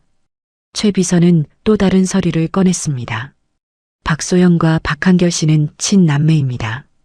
둘 다 갓난아기 때 같은 보육원 문 앞에 함께 버려졌다고 합니다. 최 비서는 오래된 사진 한 장을 꺼내 보였습니다. 사진 속에는 6살쯤 되어 보이는 여자아이가 갓난아기를 안고 있었고 뒷면에는 흐린 글씨로 소연이와 한결이라고 적혀 있었어요. 박소연 씨가 박한결 씨보다 6살 많았습니다. 보육원 기록에 따르면 누나 소연 씨가 동생 한결 씨를 끝까지 책임지며 키웠다고 합니다. 최 비서는 다음 서류를 펼쳤습니다. 두 남매는 보육원을 나온 뒤에도 서로 의지하며 살았습니다. 서 회장은 서류를 한 장 한 장 넘기며 읽었습니다. 그의 손끝이 미세하게 떨렸어요. 최 비서는 말을 이었습니다. 사고 당시 박소연 씨는 병원으로 이송됐지만 결국 사망했습니다. 병원 CCTV를 확인한 결과 최 비서는 잠시 말을 멈추고 눈을 감았어요. 마지막 순간 동생 박한결 씨에게 모모를 부탁한다는 말을 남겼다고 합니다. 서 회장은 서류를 내려놓고 눈을 감았습니다. 최 비서는 또 다른 파일을 펼쳤습니다. 박한결 씨의 경력입니다. 3년 전 박한결 씨는 유명 패션 브랜드의 디자이너 최종 면접에 합격했습니다. 서 회장이 눈을 떴고 최 비서는 합격 통보서를 보여줬어요. 연봉 8천만 원, 해외 연수 기회까지 주어지는 조건이었습니다. 업계에서도 주목하던 인재였다고 합니다. 최 비서는 다음 장을 넘겼습니다. 하지만 합격 통보를 받은 바로 다음 날 박한결 씨는 사양 메일을 보냈습니다. 서 회장은 메일 내용을 읽었습니다. 짧고 간결한 문장이었지만 그 안에는 깊은 결심이 담겨 있었어요. 같은 시기의 병원 기록입니다. 최 비서가 또 다른 서류를 펼쳤습니다. 모모의 진단서입니다. 레버 선천성 흑내장. 방치할 경우 실명에 이를 수 있으며 수술비는 약 2억 원으로 추정됩니다. 서 회장의 손이 떨렸습니다. 최 비서는 말을 이었어요. 박한결 씨는 디자이너의 꿈을 포기하고 안정적으로 조카 모모를 키우면서 수술비를 모을 수 있는 일을 선택했습니다. 최 비서는 빵집 인수 계약서를 꺼냈습니다. 박소연 씨가 생전에 운영하던 작은 빵집입니다. 유언에 모모에게 엄마의 빵집을 물려주고 싶다는 내용이 명시되어 있었습니다. 서 회장은 계약서를 들여다보았어요. 구석에는 박한결의 서명이 또박또박 적혀 있었습니다. 최 비서는 은행 거래 내역을 펼쳤습니다. 지난 3년간 박한결 씨는 매달 200만 원씩 적금을 들었습니다. 현재까지 모은 금액은 약 6천만 원. 모모의 수술비에는 턱없이 부족한 액수입니다. 서 회장은 서류에서 눈을 떼지 못했습니다. 그의 눈가가 붉어지기 시작했어요. 최 비서는 마지막 서류를 꺼냈습니다. 박한결 씨를 아는 사람들의 증언입니다. 보육원 원장 선생님, 동네 이웃들, 재료 납품업체 사장님. 최 비서는 메모들을 하나씩 읽어 내려갔습니다. 모두 박한결 씨를 성실하고 따뜻한 사람이라고 말했습니다. 단 한 사람도 부정적인 말을 하지 않았습니다. 서 회장은 천천히 의자에 등을 기댔습니다. 그의 입술이 파르르 떨렸고 꽉 쥔 주먹에서는 땀이 배어 나왔어요. 최 비서는 조용히 말했습니다. 회장님, 박한결 씨는 미혼부가 아니었습니다. 그는 친누나의 마지막 부탁을 지키기 위해 자신의 모든 것을 포기한 사람입니다. 최 비서의 목소리는 떨렸습니다. 보육원 출신이라는 이유로, 가족이 없다는 이유로 그를 판단하신 건 최 비서는 더 이상 말을 잇지 못하고 고개를 숙였어요. 서 회장은 손으로 얼굴을 감쌌습니다. 그의 어깨가 크게 떨렸고 거친 숨소리가 서재 안을 채웠어요. 내가 뭘 한 거야? 서 회장의 목소리는 갈라져 있었습니다. 그는 책상 위에 놓인 아내의 사진을 바라보았어요. 아내가 생전에 했던 말이 귓가를 맴돌았습니다. 사람은 겉모습만 보고는 절대로 알 수 없는 법이에요. 서 회장의 눈에서 눈물이 주르륵 흘러내렸습니다. 노숙자로 위장해서 시험하고 1000개 빵을 주문해 놓고 나타나지 않았고 여자를 보내 유혹했어. 서 회장은 자신이 했던 모든 일들을 하나하나 떠올렸습니다. 그의 목소리는 점점 떨렸어요. 그 친구는 단 한 번도 화를 내지 않았지. 모든 걸 참아내고 오히려 나눠주고 도와주고. 서 회장은 책상을 주먹으로 내리쳤습니다. 탁 하는 소리와 함께 책상 위의 서류들이 흩어졌어요.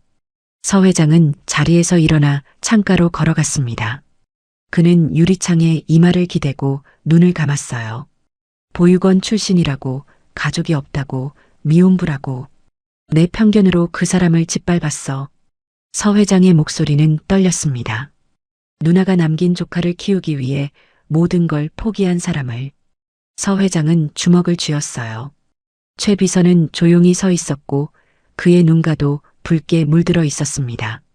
서 회장은 천천히 돌아서서 최 비서를 바라보았습니다. 차 준비해. 지금 당장 가야겠어. 최 비서는 고개를 끄덕였습니다. 어디로 가시겠습니까? 서 회장은 떨리는 손으로 양복 재킷을 집어들었어요. 현베이커리로 가게. 내가 직접 사죄해야겠어. 서 회장의 목소리는 결연했습니다. 그는 거울 앞에 서서 넥타이를 매며 자신의 얼굴을 바라보았어요. 거울 속 그의 눈은 붉게 충혈되어 있었고 입술은 바짝 말라 있었습니다. 서 회장은 깊게 숨을 들이쉬었습니다. 여보, 당신 말이 맞았소. 내가 너무 오만했어. 서재를 나서는 서 회장의 발걸음은 무거웠지만 그 안에는 무언가를 바로잡으려는 사람의 비장함이 서려 있었습니다. 복도를 지나며 그는 벽에 걸린 가족 사진들을 바라보았어요. 어린 수아를 안고 웃고 있는 아내의 모습, 그 옆에서 뻣뻣하게 서 있는 자신의 모습. 서 회장은 그 사진 앞에서 잠시 멈춰 섰습니다. 수아야, 아빠가 틀렸어. 내가 선택한 사람이 진짜 좋은 사람이었구나. 서 회장의 목소리는 작게 떨렸고 그는 천천히 계단을 내려갔습니다. 서 회장이 저택을 나서려는 그 순간 최 비서의 핸드폰이 요란하게 울렸습니다. 최 비서는 화면을 확인하고는 급히 전화를 받았어요. 네, 여기 최 비서입니다. 전화 너머로 다급한 목소리가 들려왔고 최 비서의 얼굴이 순식간에 굳어졌습니다. 지금 뭐라고 하신 겁니까? 재개발 조합 사람들이? 최 비서의 목소리가 높아졌고 서 회장이 급히 돌아섰어요. 무슨 일인가? 최 비서는 핸드폰을 내리며 다급하게 말했습니다. 회장님, 현베이커리 쪽에 재개발 조합 관계자들이 들이닥쳤다고 합니다. 빨리 가셔야 할 것 같습니다. 서 회장과 최 비서는 차에 올라탔고 운전기사가 급히 차를 출발시켰습니다. 차는 도심을 가로질러 달렸고 신호등마다 멈출 때마다 서 회장의 손은 무릎 위에서 떨리고 있었어요. 더 빨리 갈 수 없나? 서 회장의 목소리는 초조함으로 가득했습니다. 최 비서는 앞자리에서 계속 전화를 걸며 상황을 파악하려 했지만 통화는 계속 연결되지 않았어요. 차창 밖으로 빠르게 지나가는 거리 풍경이 흐릿하게 번져 보였습니다. 현베이커리 앞 골목에 차가 도착했을 때는 이미 소란이 한창이었습니다. 빵집 문 앞에는 두꺼운 가죽 점퍼를 입은 남자 3명이 서 있었고 그중 한 명은 한결의 멱살을 잡고 있었어요. 이번 주까지 이 가게 비워야 한다니까. 못 알아들어? 남자의 목소리는 거칠었고 침이 튀었습니다. 한결은 비틀거리며 벽에 등을 기댔지만 눈빛만은 흔들리지 않았어요. 이건 조카에게 물려줘야 할 엄마의 유산입니다. 못 비웁니다. 한결의 목소리는 떨렸지만 그 안에는 단단한 결심이 담겨 있었습니다. 옆에 서 있던 다른 남자가 코웃음을 쳤습니다. 유산? 그런 거 우리가 알 바 아니야. 여기 재개발 구역으로 확정됐어. 보상금 받고 나가든지 아니면. 남자는 주먹을 쥐어 보이며 한결을 위협했어요. 한결은 남자들을 똑바로 바라보며 말했습니다. 법적 절차를 밟으세요. 강제로는 안 됩니다. 멱살을 잡았던 남자가 한결을 벽 쪽으로 밀어붙였습니다. 이 새끼가 끝까지? 남자가 주먹을 치켜들었고 한결은 눈을 질끈 감았어요. 잠깐 골목 입구에서 낮고 단호한 목소리가 울려 퍼졌습니다. 모두가 그쪽으로 고개를 돌렸어요. 서 회장이 골목 안으로 걸어 들어오고 있었습니다. 그의 걸음걸이는 느렸지만 그 안에는 수십 년간 재계를 호령해온 사람만이 가질 수 있는 위엄이 서려 있었어요. 남자들은 서 회장을 위아래로 훑어보며 비웃었습니다. 뭐야 이 늙은이? 할아버지, 여기 할아버지 나올 때가 아니니까 그냥 가세요. 서 회장은 남자들 앞으로 성큼성큼 걸어갔습니다. 그의 눈빛은 얼음처럼 차갑게 빛나고 있었어요. 한결 씨에게서 손 떼시오. 서 회장의 목소리는 낮았지만 그 안에는 거부할 수 없는 힘이 담겨 있었습니다. 한결의 멱살을 잡고 있던 남자가 서 회장을 밀쳤어요. 비켜, 영감. 상관 말고 가라니까. 하지만 서 회장은 꿈쩍도 하지 않았습니다.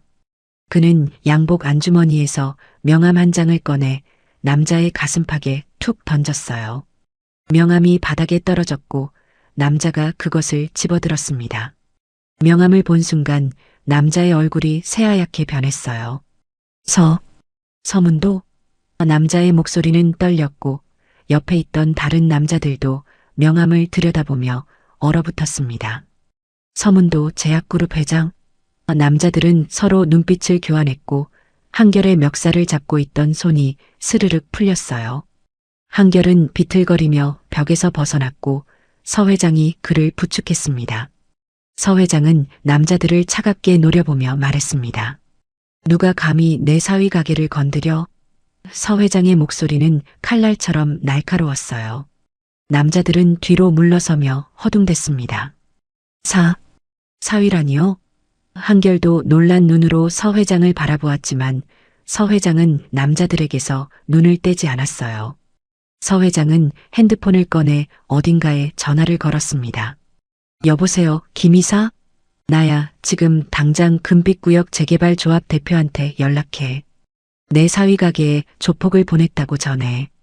전화 너머로 당황한 목소리가 들려왔고 서 회장은 차갑게 말을 이었습니다. 30분 안에 사과 안 하면 그 조합이랑 관련된 모든 금융 지원 끊는다고 해. 서 회장이 전화를 끊자 남자들은 이미 창백한 얼굴로 식은땀을 흘리고 있었어요. 앞에 서 있던 남자가 떨리는 목소리로 말했습니다. 죄송합니다, 회장님. 저희가 몰라 뵙고. 남자들은 90도로 허리를 숙였고 뒤로 물러서며 황급히 골목을 빠져나갔습니다. 남자들이 사라지자 골목에는 서 회장과 한결, 그리고 뒤에서 지켜보던 최 비서만 남았습니다. 한결은 서 회장을 바라보며 입을 열었어요. 회장님, 왜 이러시는 겁니까? 한결의 목소리는 떨렸습니다. 서 회장은 한결을 똑바로 바라보았어요. 그의 눈가가 붉게 물들어 있었고 입술은 바르르 떨리고 있었습니다. 서 회장은 천천히 무릎을 꿇었습니다. 72세 노인이 딱딱한 골목 바닥에 무릎을 대는 소리가 둔탁하게 울렸어요. 회장님, 한결이 황급히 서 회장을 일으키려 했지만 서 회장은 고개를 저으며 그 자리에 그대로 있었습니다. 미안하오. 서 회장의 목소리는 갈라져 있었어요. 이 늙은이가 당신을 너무 오해했소. 서 회장의 어깨가 크게 떨렸고 그의 눈에서 눈물이 주르륵 흘러내렸습니다. 보육원 출신이라고, 가족이 없다고, 미혼부라고. 내 편견으로 당신을 짓밟았소. 서 회장의 목소리는 점점 작아졌어요. 한결은 서 회장 앞에 무릎을 꿇고 앉았습니다. 회장님, 일어나세요. 제가 감당할 수 없습니다. 한결의 목소리도 떨리고 있었어요. 서 회장은 고개를 들어 한결을 바라보았습니다. 노숙자로 위장해서 당신을 시험했소. 청계빵을 주문하고 나타나지 않았소. 여자를 보내 유혹했소. 서 회장은 자신이 저지른 일들을 하나하나 고백했어요. 당신의 모든 걸 알게 됐소. 누나를 위해, 조카를 위해 모든 걸 포기한 당신을 말이오. 서 회장의 눈물이 멈추지 않았습니다. 내가 틀렸소. 당신이 진짜 부자였소. 돈이 아니라 마음이 부유한 사람이었소. 서 회장은 한결의 손을 꼭 잡았어요. 용서해 주시오. 이 늙은이의 오만함을 용서해 주시오. 한결은 서 회장의 손을 잡으며 눈물을 닦았습니다. 회장님, 저도 알고 있었습니다. 한결의 고백에 서 회장이 눈을 크게 떴어요. 노숙자분도, 빵 주문도, 그 여자분도 다 회장님이 보내신 거 알았습니다. 서 회장은 입을 다물지 못했습니다. 한결은 작게 웃으며 말했어요. 딸을 사랑하는 아버지의 마음이었잖아요. 저도 모모의 아버지니까 이해합니다. 한결의 말에 서 회장의 눈에서 눈물이 다시 쏟아졌습니다. 당신 같은 사위를 얻게 돼 영광이요. 서 회장의 목소리는 떨렸고 한결은 그런 서 회장을 일으켜 세우려 했어요. 두 사람은 서로를 부축하며 천천히 일어섰습니다. 그때 골목 입구에서 아빠 하는 목소리가 들려왔습니다. 수아가 숨을 헐떡이며 달려오고 있었어요. 수아는 한결과 서 회장을 번갈아 보며 눈물을 흘렸습니다. 아버지, 한결 씨. 수아는 두 사람 사이에 서서 울먹였어요. 서 회장은 딸을 바라보며 말했습니다. 수아야, 미안하다. 아빠가 틀렸어. 내가 선택한 사람이 정말 좋은 사람이구나. 서 회장은 수아를 꼭 껴안았고 수아는 아버지의 품에서 울음을 터뜨렸습니다.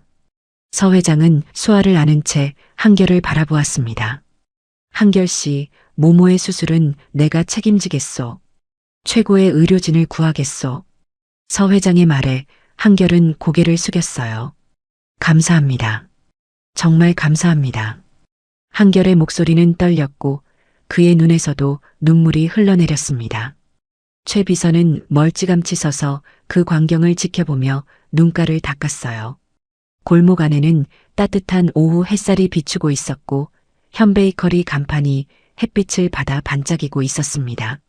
일주일 뒤 서울 중심가에 위치한 대학병원 VIP 병동은 이른 아침부터 분주했습니다.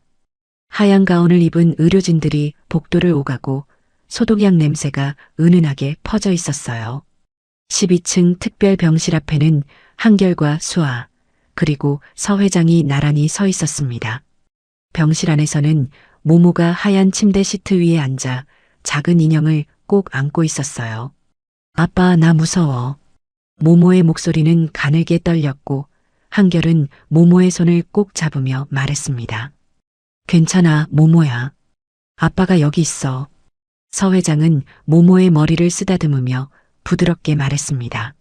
모모야, 수술하고 나면 할아버지 얼굴도 더 잘 보일 거야. 모모는 서 회장을 올려다보며 작게 웃었어요. 정말요? 서 회장은 고개를 끄덕이며 모모의 뺨을 살짝 꼬집었습니다. 그럼 우리 모모 눈 뜨면 제일 먼저 할아버지 볼 거지? 모모는 고개를 끄덕였고 수아는 옆에서 눈물을 닦았어요. 그때 병실 문이 열리며 수술복을 입은 의사가 들어왔습니다. 준비 다 됐습니다. 지금 수술실로 이동하겠습니다. 간호사들이 모모의 침대를 밀고 수술실로 향했습니다. 한결은 침대를 따라 걸으며 모모의 손을 놓지 않았어요. 모모야, 금방이야. 아빠가 여기서 기다리고 있을게. 모모는 눈을 감으며 작게 대답했습니다. 응, 아빠. 수술실 앞 이중문이 닫히며 모모를 태운 침대가 안으로 사라졌습니다. 한결은 그 자리에 서서 문만 바라보고 있었고 그의 주먹은 꽉 쥐어져 있었어요. 서 회장이 한결의 어깨를 가만히 두드렸습니다. 괜찮을 거요. 독일에서 온 최고 전문의가 집도하니까. 대기실로 돌아온 세 사람은 나란히 의자에 앉았습니다. 벽에 걸린 시계는 오전 9시를 가리키고 있었어요. 수술 예정 시간은 8시간. 한결은 무릎 위에 손을 올려놓고 바닥만 내려다보았습니다. 그의 손끝이 미세하게 떨리고 있었고 수아가 그 손을 감싸쥐었어요. 한결 씨, 모모 괜찮을 거예요. 수아의 목소리는 차분했지만 그녀의 손도 떨리고 있었습니다. 서 회장은 창밖을 바라보며 두 손을 모았습니다. 그의 입술이 작게 움직이는 것으로 보아 기도를 하고 있는 듯 했어요. 시간은 더디게 흘러갔습니다. 1시간이 지나고 2시간이 지났어요. 한결은 자리에서 일어나 복도를 오갔고 수아는 자판기에서 커피를 뽑아왔지만 아무도 마시지 않았습니다. 서 회장은 여전히 창가에 서서 밖을 바라보고 있었어요. 오후 1시가 되자 최 비서가 도시락을 들고 나타났습니다. 회장님, 식사라도 하셔야 합니다. 하지만 서 회장은 고개를 저었습니다. 됐네. 지금은 먹을 수가 없어. 한결과 수아도 마찬가지였어요. 오후 3시 수술실 앞 빨간 불이 여전히 켜져 있었습니다. 한결은 복도 벤치에 앉아 두 손으로 얼굴을 감싸고 있었어요. 그의 어깨가 작게 떨렸고 수아는 그의 옆에 앉아 등을 가만히 쓰다듬어 주었습니다. 서 회장은 수술실 문 앞에 서서 팔짱을 낀 채 문만 바라보고 있었어요. 그의 턱선은 굳어 있었고 주먹은 꽉 쥐어져 있었습니다. 복도를 지나가던 간호사가 그들을 보며 안쓰러운 표정을 지었어요. 오후 5시가 넘어서자 수술실 문이 열렸습니다. 초록색 수술복을 입은 의사가 나왔고 한결이 벌떡 일어나 달려갔어요. 선생님, 모모는요? 한결의 목소리는 떨렸습니다. 의사는 마스크를 벗으며 고개를 끄덕였어요. 수술 성공적으로 끝났습니다. 다행히 시신경 손상이 예상보다 적었고 회복도 잘 될 것으로 보입니다. 의사의 말이 끝나기 무섭게 한결은 그 자리에 주저앉으며 얼굴을 감쌌습니다. 그의 어깨가 크게 떨렸고 참았던 울음이 터져나왔어요. 수아는 한결을 껴안으며 함께 눈물을 흘렸습니다. 다행이에요. 정말 다행이에요. 수아의 목소리도 울음으로 갈라져 있었어요. 서 회장은 의사에게 고개를 깊이 숙였습니다. 감사합니다, 선생님. 정말 감사합니다. 서 회장의 목소리는 떨렸고 그의 눈가도 붉게 물들어 있었습니다. 의사는 미소를 지으며 말했어요. 회복실에 있다가 곧 일반 병실로 옮길 겁니다. 1시간 뒤에 면회 가능합니다. 의사가 복도를 빠져나가자 세 사람은 서로를 껴안으며 울었습니다. 1시간 뒤 모모는 병실로 옮겨졌습니다. 하얀 붕대가 눈을 감싸고 있었고 작은 몸에는 여러 선이 연결되어 있었어요. 한결은 모모의 침대 옆에 앉아 그 작은 손을 꼭 잡았습니다. 모모야, 아빠 여기 있어. 잘했어, 우리 모모. 한결의 목소리는 떨렸고 그의 눈에서 눈물이 계속 흘러내렸습니다. 모모는 작게 입술을 움직이며 속삭였어요. 아빠, 아파. 한결은 모모의 손을 두 손으로 감싸며 말했습니다. 금방 안 아플 거야. 조금만 참아. 서 회장은 병실 창가에 서서 모모를 바라보았습니다.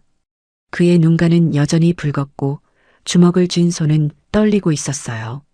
수아가 아버지 옆으로 다가와 팔짱을 꼈습니다. 아버지, 감사해요. 모모를 살려주셔서. 수아의 목소리는 작았지만 진심이 가득 담겨 있었습니다. 서 회장은 딸의 손을 가만히 두드리며 말했어요. 내가 해야 할 일이었어. 이제 우리 가족이니까. 서 회장의 목소리는 부드러웠고 그의 눈빛에는 따뜻함이 깃들어 있었습니다. 이틀이 지나고 붕대를 풀 날이 다가왔습니다. 의사는 모모의 침대 옆에 서서 조심스럽게 가위로 붕대를 자르기 시작했어요. 한결은 모모의 손을 꼭 잡고 있었고 수아는 다른 쪽에서 모모의 어깨를 가만히 감싸고 있었습니다. 서 회장은 침대 발치에 서서 두 손을 모은 채 지켜보고 있었어요. 붕대가 한 겹 한 겹 풀리고 마지막 거즈가 벗겨졌습니다. 모모는 천천히 눈을 떴어요. 보여요? 모모의 목소리가 병실을 가득 채웠습니다. 모모는 주변을 둘러보며 환하게 웃었어요. 아빠, 수아 이모, 할아버지. 모모가 하나하나 손가락으로 가리키며 외쳤습니다. 한결은 모모를 꼭 껴안으며 눈물을 흘렸어요. 그래, 모모야. 잘 보이지? 한결의 목소리는 울음으로 떨렸습니다. 수아도 모모를 안으며 눈물을 닦았고 서 회장은 침대 곁으로 다가와 모모의 머리를 쓰다듬었어요. 우리 모모, 이제 할아버지 얼굴도 잘 보이지? 모모는 고개를 끄덕이며 환하게 웃었습니다. 한 달 뒤 서울 시내의 한 예식장은 따뜻한 봄 햇살로 가득했습니다. 넓은 홀 안에는 하얀 꽃들이 통로 양옆을 장식하고 있었고 은은한 향초 냄새가 공기를 채우고 있었어요. 하객들이 자리에 앉아 웅성거리는 소리가 들렸고 앞쪽 단상에는 한결이 검은색 턱시도를 입고 서 있었습니다. 그의 손은 떨렸지만 얼굴에는 환한 미소가 번져 있었어요. 웨딩 마치 음악이 울려 퍼지고 홀 뒤쪽 문이 천천히 열렸습니다. 하얀 웨딩드레스를 입은 수아가 서 회장의 팔짱을 끼고 천천히 걸어 들어왔습니다. 수아의 베일 너머로 보이는 얼굴에는 눈물이 맺혀 있었고 서 회장은 딸의 손을 꼭 잡으며 한 걸음 한 걸음 앞으로 나아갔어요. 하객들이 모두 일어나 박수를 쳤고 모모는 앞자리에서 꽃바구니를 들고 환하게 웃고 있었습니다. 수아 이모 예뻐요. 모모의 목소리에 사람들이 웃음을 터뜨렸어요. 단상 앞에 도착하자 서 회장은 수아의 손을 한결에게 건넸습니다. 잘 부탁하오. 서 회장의 목소리는 떨렸고 그의 눈가는 붉어져 있었어요. 한결은 고개를 깊이 숙이며 대답했습니다. 평생 잘 모시겠습니다. 한결과 수아는 손을 맞잡고 단상 위로 올라갔습니다. 사회자의 멘트가 이어지고 두 사람은 서로를 바라보며 서약을 했어요. 사랑하고 존중하며 평생을 함께하겠습니까?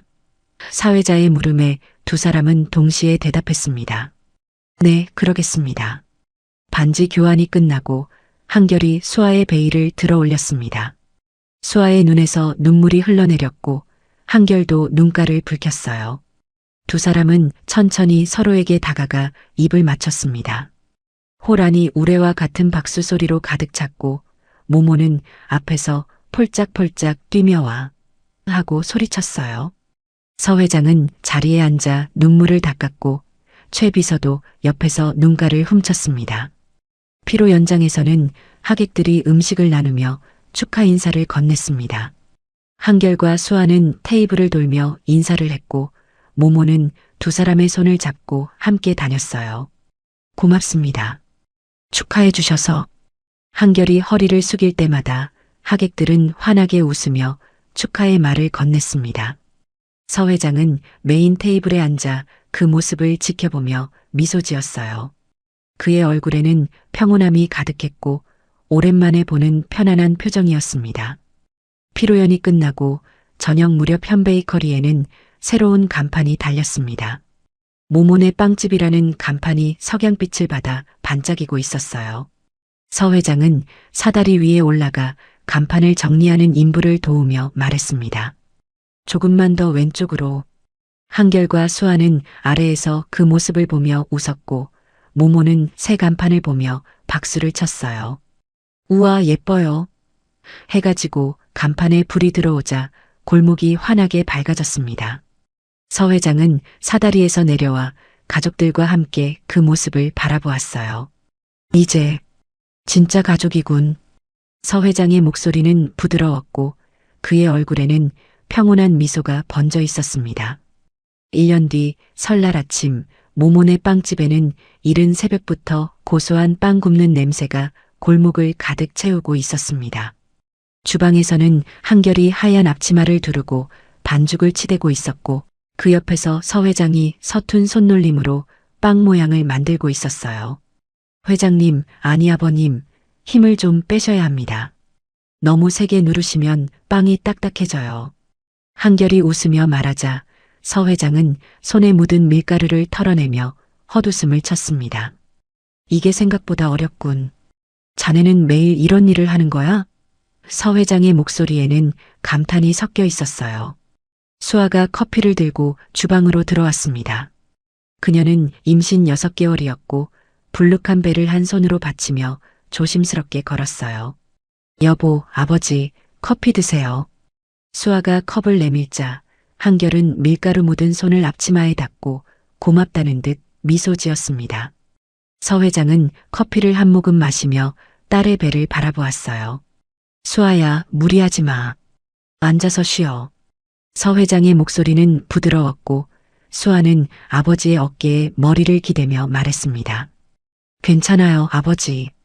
이 정도는 아무것도 아니에요. 그때 빵집 뒤쪽 문이 열리며 모모가 뛰어들어왔습니다. 할아버지, 세배하러 왔어요.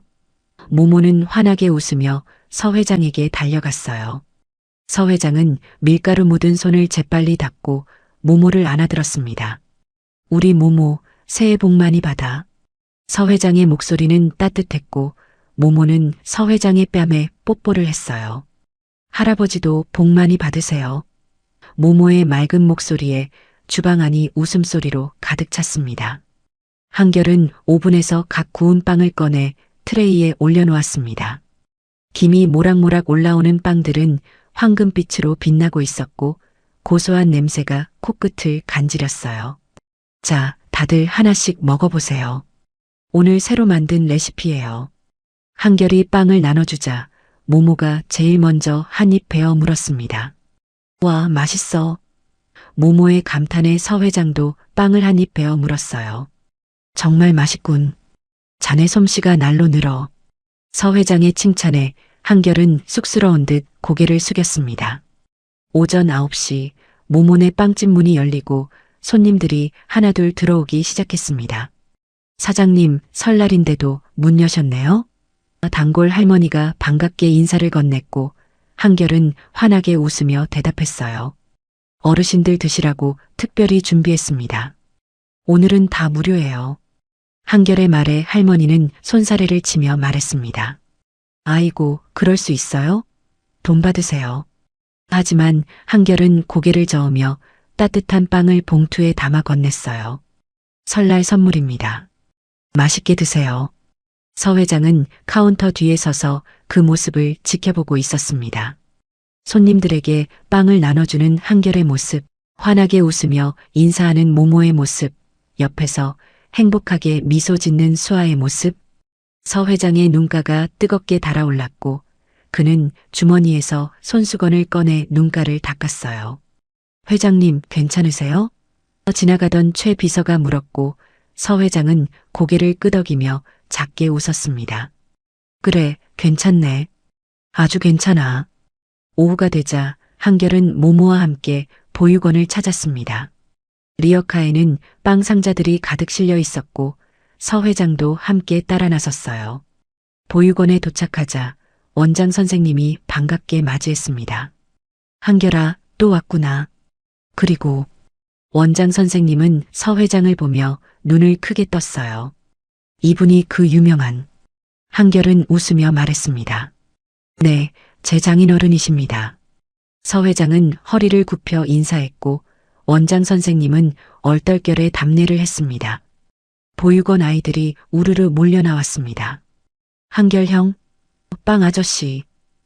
아이들의 환호 소리에 한결은 웃으며 빵 상자를 열었어요. 자, 다들 줄 서서 받아가. 모모도 옆에서 빵을 나눠주며 말했습니다. 따뜻할 때 먹어야 맛있어요. 서 회장은 그 모습을 지켜보며 가만히 서 있었습니다. 어린아이 하나가 서 회장에게 다가와 물었어요. 할아버지, 누구세요? 서 회장은 무릎을 꿇고 아이와 눈높이를 맞추며 대답했습니다. 나는 저기 한결이 아저씨 가족이란다. 아이가 환하게 웃으며 말했습니다. 그럼 할아버지도 좋은 사람이에요?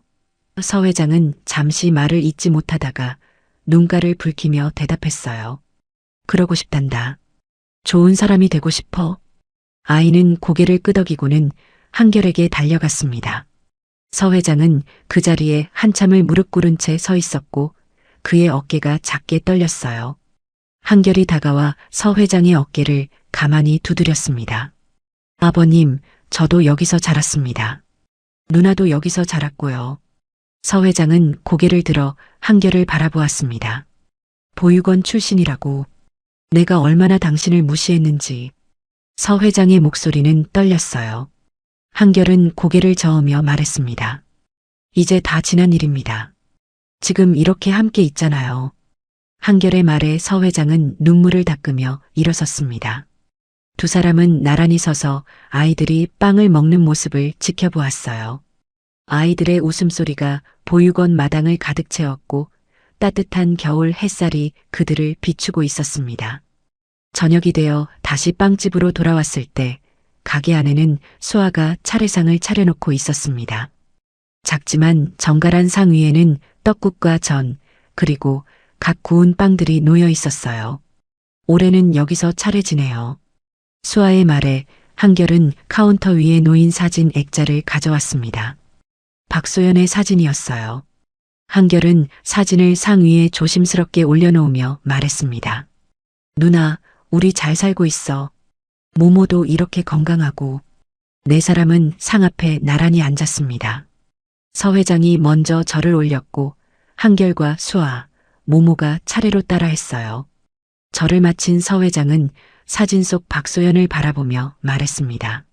소연 씨, 당신 동생 덕분에 제가 사람다운 사람이 되어가고 있습니다. 감사합니다. 서 회장의 목소리는 진심으로 가득 차 있었고 한결은 옆에서 눈물을 닦았어요. 모모가 작은 손으로 사진을 쓰다듬으며 말했습니다. 엄마, 보고 싶어요. 하지만 나 행복해요. 저녁 식사를 마치고 네 사람은 빵집 문을 닫았습니다. 서 회장은 모모네 빵집 간판을 올려다보며 말했어요. 1년 전만 해도 상상도 못했지. 내가 빵집에서 설날을 보낼 줄은. 한결이 옆에서 웃으며 대답했습니다. 상상 못하셨을 거예요. 저도 제가 제약회사 회장님의 사위가 될 줄은 몰랐으니까요. 두 사람은 서로를 바라보며 웃었고 수아와 모모도 함께 웃음을 터뜨렸어요. 서 회장은 한결의 어깨에 손을 올리며 말했습니다. 자네 덕분에 깨달았네. 진짜 부자가 뭔지 말이야. 서 회장은 하늘을 올려다보았어요. 밤하늘에는 별들이 총총히 빛나고 있었습니다. 돈은 내게 권력을 줬지만 이 가족은 내게 행복을 줬어. 서 회장의 목소리는 부드러웠고 그의 눈빛에는 평온함이 가득했습니다. 모모가 서 회장의 손을 잡으며 물었어요. 할아버지, 우리 부자예요? 서 회장은 무릎을 꿇고 모모와 눈높이를 맞추며 대답했습니다. 그럼 제일 부자지. 한결이 모모의 머리를 쓰다듬으며 말했습니다. 모모야, 진짜 부자는 마음이 따뜻한 사람이야. 할아버지처럼, 수아 이모처럼, 그리고 너처럼. 모모는 고개를 끄덕이며 환하게 웃었어요. 네 사람은 골목 입구를 향해 천천히 걸었습니다. 뒤에서 모모네 빵집 간판이 환하게 빛나고 있었고 골목에는 고소한 빵 냄새가 여전히 맴돌고 있었어요. 서 회장은 걸으면서 생각했습니다. 이것이 진짜 풍요로움이구나. 돈이 아니라 함께하는 사람들이. 골목을 빠져나와 집으로 향하는 길, 모모는 한결의 등에 엎여 스르르 잠이 들었습니다. 수아는 한결의 팔짱을 끼고 천천히 걸었고 서 회장은 그 뒤를 따라 걸으며 가족들의 뒷모습을 바라보았어요. 차가운 겨울바람이 뺨을 스쳤지만 서 회장의 가슴속은 따뜻했습니다. 그는 하늘을 올려다보며 작게 중얼거렸어요. 여보, 보고 있소? 우리 딸이 정말 좋은 사람을 만났소. 별들이 총총히 빛나는 밤하늘 아래 네 사람의 그림자가 길게 늘어져 있었습니다. 그의 설날은 날씨는 춥지만 마음만은 따뜻한 명절이 되었습니다.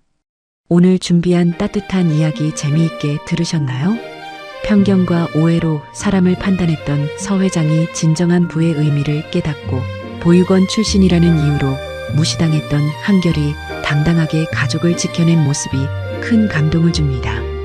돈과 배경이 아니라 마음의 풍요로움이 진짜 부자를 만든다는 걸 보여주는 이야기였죠. 결국 가장 귀한 건 함께 웃고 울 수 있는 가족이 아닐까요? 여러분의 삶도 한결이처럼 따뜻한 마음으로 언제나 빛나기를 응원하겠습니다. 이야기를 끝까지 들어주신 분이 계시다면 어디서 들으셨는지 잘 들었다고 댓글 하나만 남겨주시면 답글로 인사드리겠습니다. 좋아요와 구독 잊지 마시고요. 지금까지 사연올데이였습니다. 새해 복 많이 받으세요. 감사합니다.